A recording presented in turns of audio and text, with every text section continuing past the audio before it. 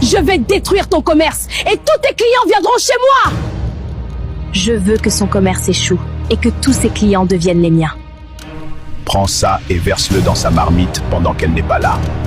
Prenez votre popcorn et laissez-moi vous raconter comment cette histoire a commencé. Rien au monde n'égalait le goût du riz gras de Tanti Propre. Son plat était réputé pour être savoureux, parfumé et incroyablement appétissant. On disait souvent que quiconque n'avait jamais mangé son riz gras ne savait pas ce qu'était le vrai riz gras. Le riz était d'un rouge éclatant, parfaitement cuit, généreusement décoré de carottes et de haricots verts. Son parfum était si puissant qu'il pouvait arrêter les passants en pleine marche. Et une fois qu'on y avait goûté, il devenait impossible de l'oublier. Des gens venaient de très loin uniquement pour manger chez elle. Certains arrivaient dès l'aube pour être sûrs d'avoir une portion. Avant même que les autres vendeurs aient écoulé la moitié de leur marmite, celle de Tanti Propre était déjà vide. Les rumeurs allaient bon train à propos de son plat. Certains affirmaient qu'il n'était pas ordinaire. D'autres murmuraient qu'elle utilisait des ingrédients mystérieux inconnus du commun des mortels. Pourtant, personne n'avait jamais pu le prouver. Sa renommée était telle que son riz avait hérité d'un surnom.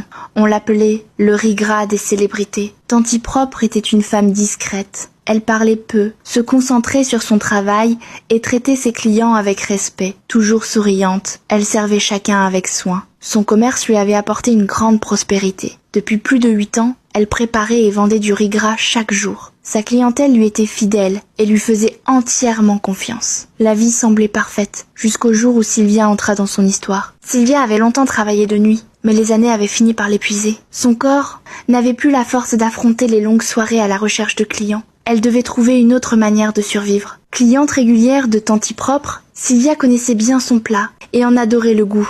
Elle admirait aussi la réussite de son commerce. Un jour, elle se rendit à son stand et lui parla avec franchise. Elle lui expliqua qu'elle souhaitait, elle aussi, se lancer dans la vente de nourriture, car la vie était devenue trop difficile pour elle. Tanti Propre l'écouta et lui répondit avec bienveillance qu'elle n'avait aucun problème avec cela. Selon elle, chacun faisait de son mieux pour s'en sortir. Encouragée, Sylvia ouvrit son propre petit commerce 2 semaines plus tard. Elle se mit à préparer du riz gras, essayant d'imiter chaque détail, les carottes, les haricots verts, la présentation. Elle copiait tout ce qu'elle voyait. Pourtant, quelque chose manquait. Le goût n'y était pas. Les clients se faisaient rares. Certains jours, elle ne vendait qu'une seule assiette. D'autres jours, personne ne s'arrêtait.